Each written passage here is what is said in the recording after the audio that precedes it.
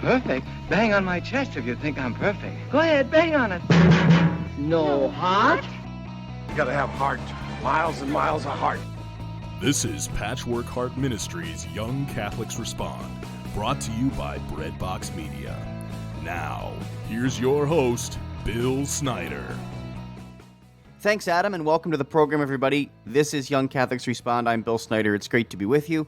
And thank you so much for tuning in today and really listening to Patchwork Heart Radio wherever Patchwork Heart Radio can be found.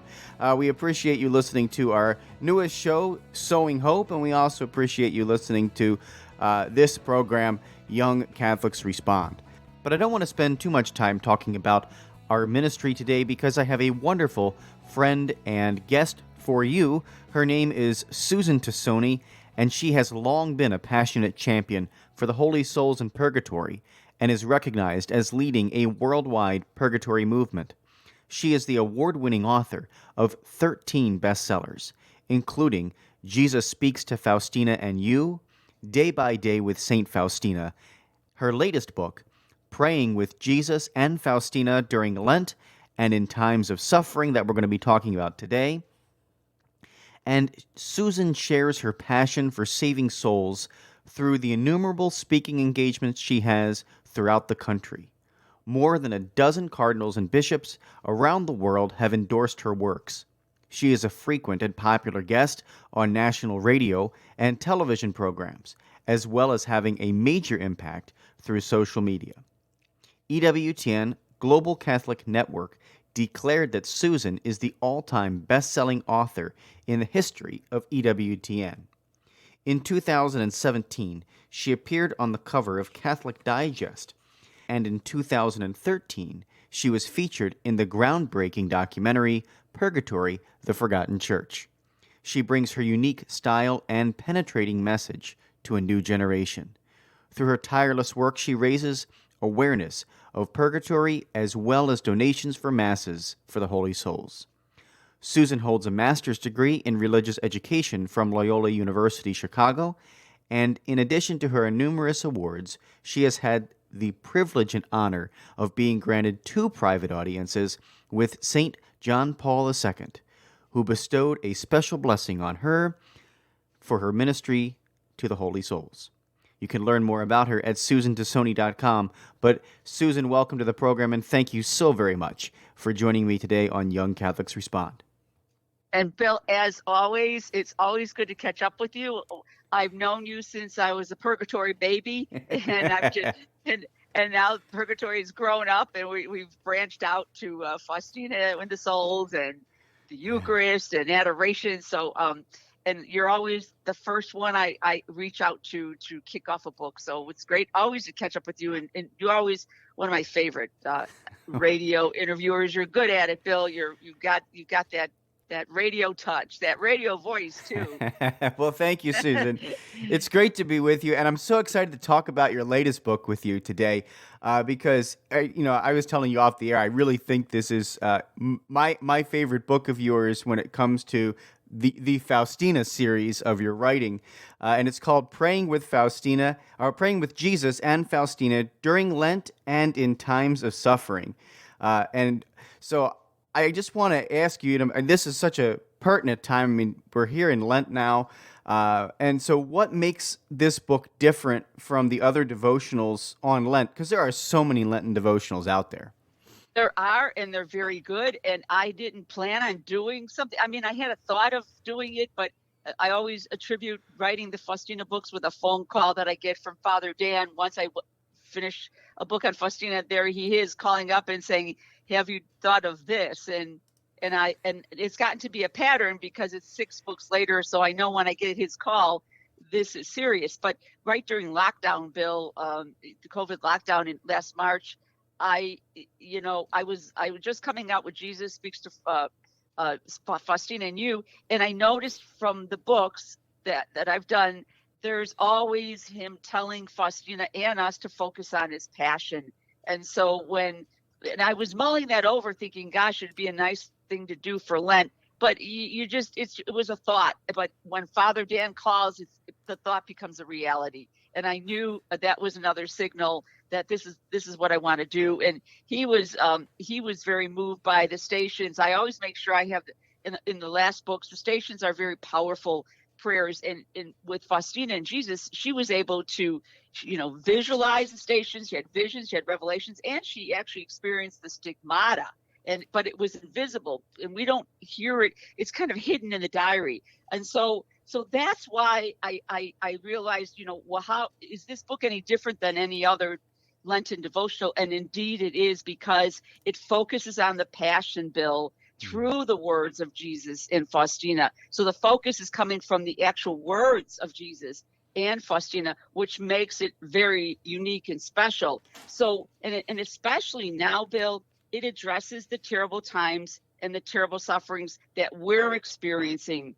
You really don't find a contemporary book like this, because I've looked, and there's never been a combination like this with Jesus and Faustina.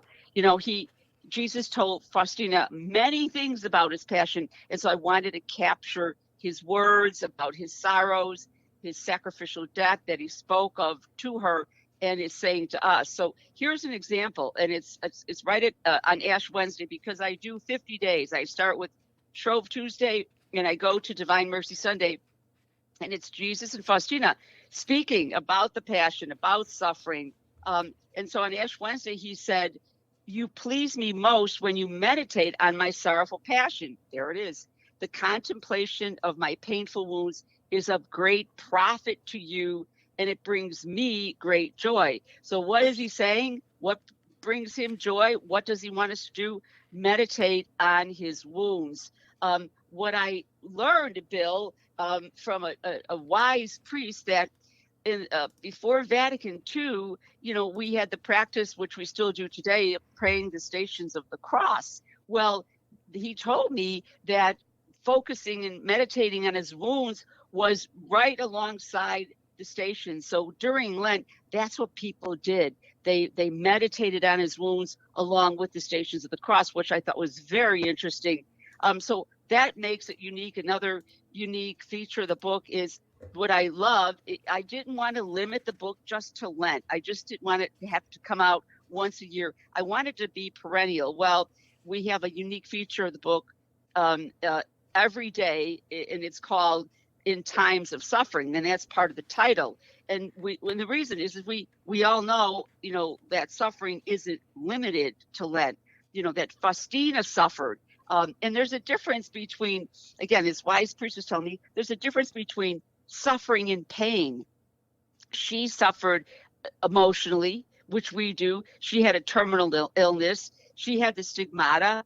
She experienced the passion in her body. She suffered emotionally because the sisters didn't believe she was sick, and they thought she was trying to avoid work. They made fun of her. They insulted her. They actually called her a nickname, Dump. She suffered mentally because she was having these revelations, these visions of Jesus and Mary for about 3 years, and she started to doubt herself and thought that she was, she was going crazy. And above all, she was given the task from Jesus to spread the message of divine mercy, and she had no idea how she would do that from a convent. So they're suffering, what's the purpose of suffering? Why do we have it? Is there any value? Well, yes, and yes, because she had the best teacher. Jesus told her how to handle suffering, and he shared with her, and this is all in the book, the value of suffering and how our daily work can be transformed into a sacrifice for peace in our families, a sacrifice for peace in the world, for peace in our own hearts, for conversion of sinners, and of course, sacrifice for the souls in purgatory, because she had a very close relationship with them. And Jesus said to her and us, he said, "Join your little sacrifices to my sorrowful passion." He said, "The smallest sacrifice finds great value in my eyes." And he also told her why meditating on his passion was important to him. And this is a spoiler alert, because of his love for you. So these are the kinds of things that I wanted to capture in the book and lay out for the reader, because there's nothing like it. No, it's very a beautifully laid out book, and for the listeners, when you order this book, as Susan said, it's a conversation. There's a conversational portion of this between Faustina and Jesus. The other thing that you include in here, Susan, is every day a prayer for the Holy Church and priests, which is very, very cool. That you really focus, a lot of this on praying for our priests and for church, because it is so important that we do this. So the layout of this book is just wonderful. There's short prayers, there's meditations. I love, as you mentioned in there, about the in times of suffering sections, because suffering is year round. Suffering is year round. It's not just meant for Lent. So that's wonderful. But of course, being in Lent and focusing on the Passion, how does really delving into the Passion and by meditating and really praying through it benefit us? How does it help us grow closer to Christ during this season of Lent? Yes, Bill. Well, actually, Faustina shares the benefits she received when meditating on his sufferings. And again, this is all from the diary that's in the book. She said, when I meditate upon the Passion of Jesus, I get a clear understanding of many things I could not comprehend before. So she gets clarity. She gets clarity of her role in life. She gets clarity of the value of her suffering. We can say that, Bill. I know when I pray and meditate, not only on the Passion, but when you pray the Rosary, you meditate on the mysteries, which include the Passion. You get these ideas, you get light, and I even keep a pad of paper next to me, because when I'm praying, something will come to my mind, and I know that's part of it. That things we couldn't comprehend, and that could mean too, like things that we experience in everyday life, things that we experience with people or situations. When you pray, you focus on him and his Passion and the Rosary, you do get comprehension. You do get some understanding of why this happened. And I don't know if I can only speak for myself, because I know that happens. But she said too, that he wanted her to learn humility in terms of reflecting on the Passion. And the humility is one of the greatest virtues that Our Lady said to her, that pleases Our Lady and pleases God the most. She said, humility, humility, humility. And he says that too. She said, when she immersed herself in the Passion, this was powerful. She said, the great worth of the human soul and the great evil of sin were revealed to her. And she said, Jesus gave me to know of the sufferings he experienced there. The world will learn about them on the day of judgment. My soul was filled with pain and longing. In my soul, and here's the part where, the worth, I felt great hatred for sin, and even the smallest infidelity on my part seemed to me like a huge mountain. And she also said, when I meditate on his Passion, my physical sufferings are lessened. I was kind of reluctant to say that, but she experienced it, and if we do too, that's great. I don't know if how often that happens, but give it a try. So the fruit of meditating on the Passion leads to greater sacrifice. It makes us more compassionate. It also, we become the one we befriend, which is, like Jesus. She, her goal was to do good. Her goal was to practice mercy. She wanted to show mercy, Jesus' mercy through her. And so she just went about, doing that, loving and forgiving. And, it's also, I want to add this, Bill, it's not enough to think about the Passion, but and what she did, she each day that we have to incorporate the Passion of humanity.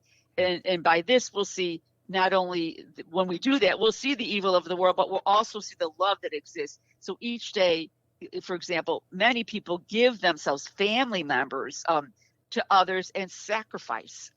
Look at the first responders. Look at the doctors. Look at all those who have sacrificed their lives for those that that suffered with this virus. So Faustina was very concerned for the well-being of others. Awesome. So it's so good to hear the encouragement and the lifting up through the words of Faustina that you're sharing with us, and just the spirit of who she is, and how it really has helped lift up souls and give them peace and give them. It just is awesome to hear that, Susan. It is. So I have to interject this. Yes. Curiosity has just gotten me. Why? I've written 6 books on Faustina. I've written 9 books on purgatory. Would you just share with me and the listeners, why do you think this? Because I'm curious. Why do you think this book is the best out of the 6? The reason why I say that, Susan, is because of how organized it is. Not that the other ones weren't, but the organization in this book and the depth of it is 2 things that I really, really enjoy about it. As I mentioned to you before we got on the air, I said that I'm going to be using this myself during this Lenten season. But what I like about it is the conversational portion followed by the prayer. And the other thing is your prayers are so very short, and they're meaningful, and they have a deep, connection to what you've just read, in the conversation with Jesus and Mary. And then I love that in times of suffering portion as well. There's just such a great layout of this book, and the depth, the wisdom that you receive from the Holy Spirit too, to be able to pair up the different conversational portions of the diary. You're pulling from different paragraphs. You have the paragraphs quoted, but it's just such awesomeness to see how you have, done so much extensive research on this, and of course you've gone to the diary 6 times. So it probably like the back of your hand.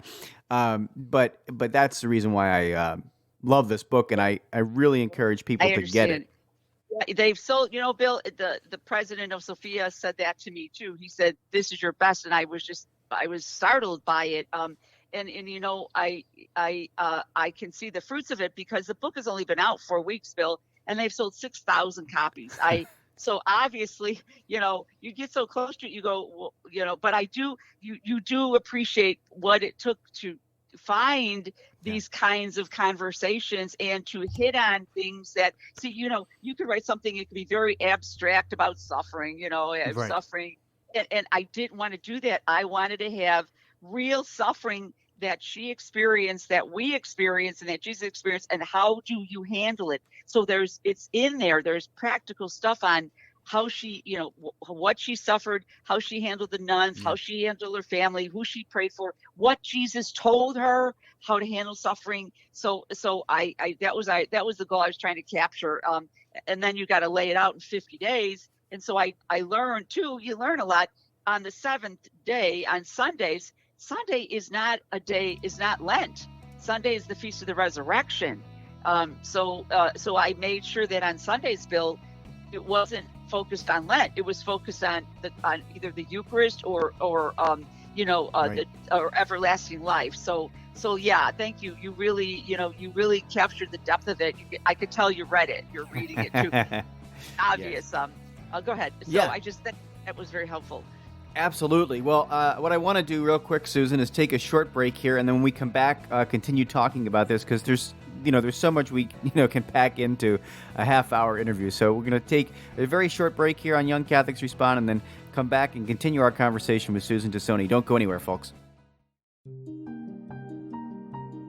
The Contemplative Stations of the Cross audio devotional is now available from Patchwork Heart Ministry.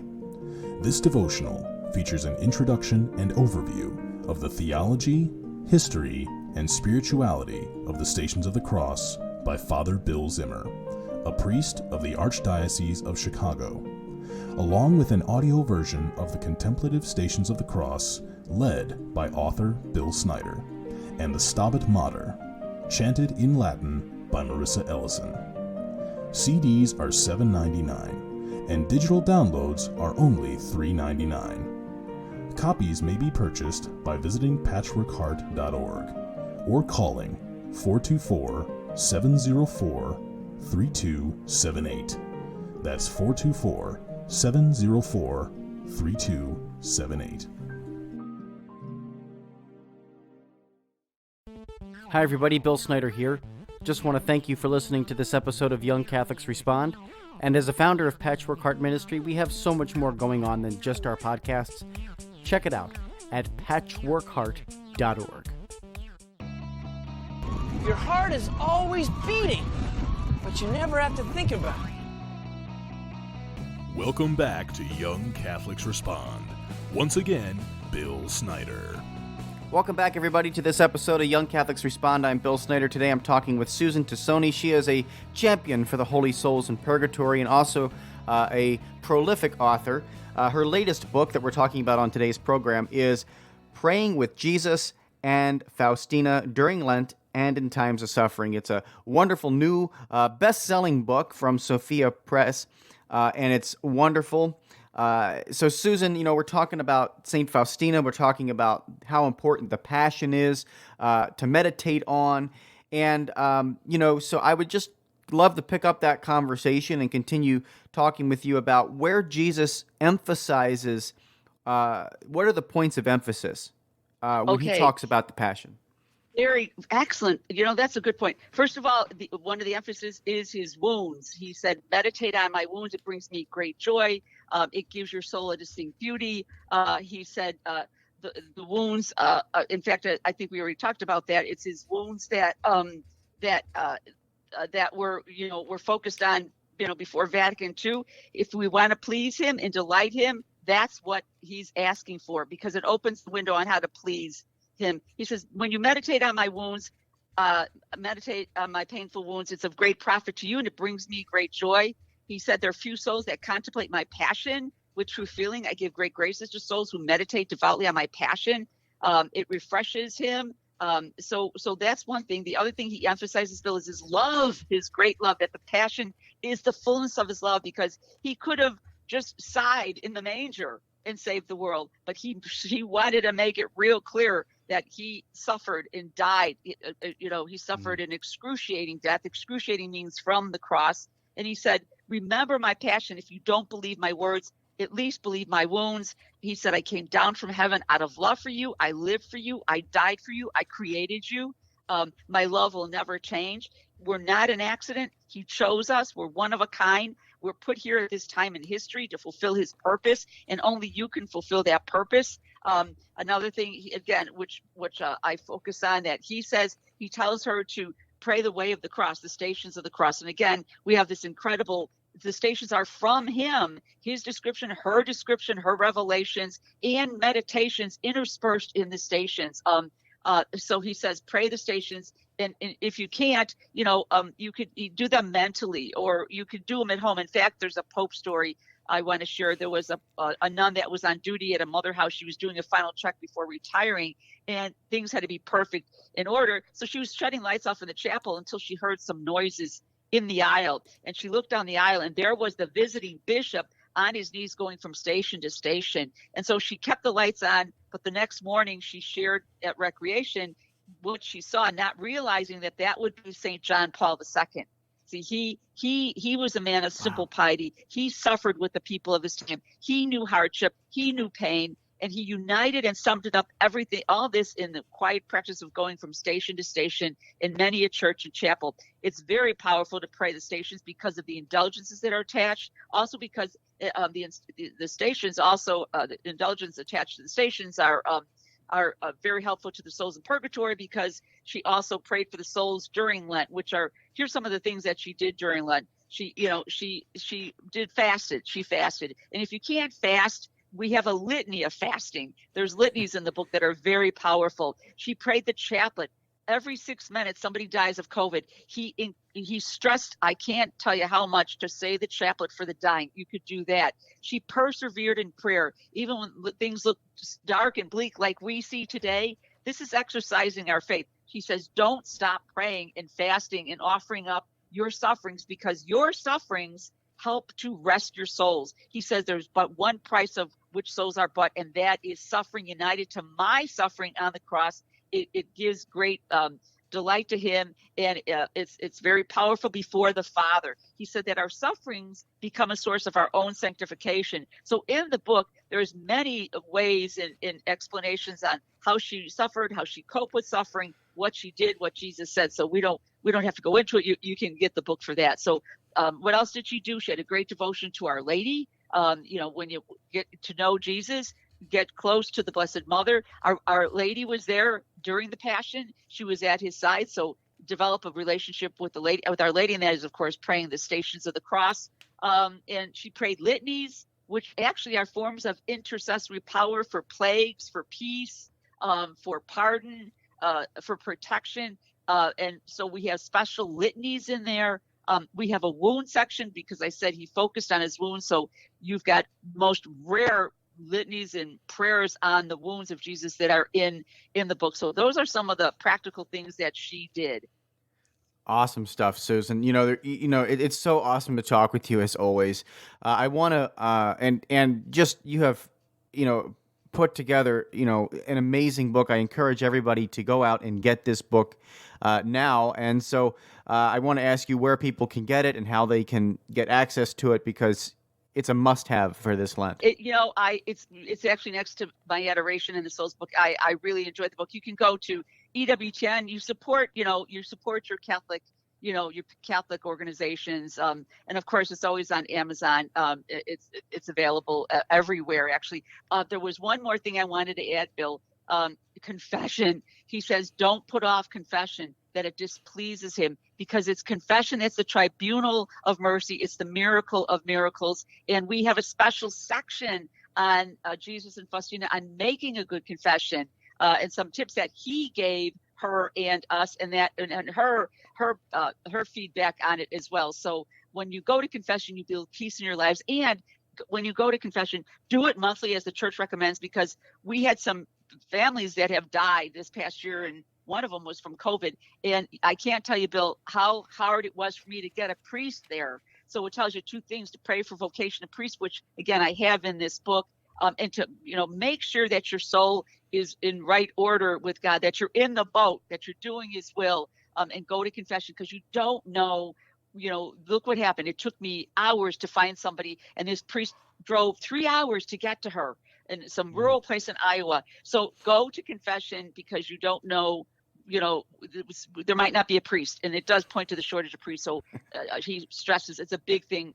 She's dependent on confession, deliver vocation, and confession was a lifeline for her. So please go to confession regularly, once a month as the church recommends. Yes, absolutely, Susan. Two things to do this Lent. Make sure you get to the sacrament of confession, as Susan just said. And number two, make sure you deepen your prayer life with great resources like this: Praying with Jesus and Faustina during Lent, and in Times of Suffering by Susan Tassone. Get it wherever books are found, but always support your local Catholic bookstores first. With that being said, Susan, thank you so much for being on Young Catholics Respond. It's always so awesome to have you, so thank you. Catholics, because, we're passing the torch on to you, and you have the resources and the riches of the church. They're all there for you, and at no cost. Well, thank you so much. Folks, this has been an episode of Young Catholics Respond. Until next time, keep beating to your Catholic heart. You've been listening to Young Catholics Respond, a radio initiative of Patchwork Heart Ministry. To learn more about our ministry and program, visit us at patchworkheart.org. Or to get exclusive access and early ministry updates, become our patron on Patreon by searching for Patchwork Heart Ministry. Did you enjoy this podcast? Listen to other podcasts from Patchwork Heart Ministry by following Patchwork Heart Radio wherever you listen to podcasts.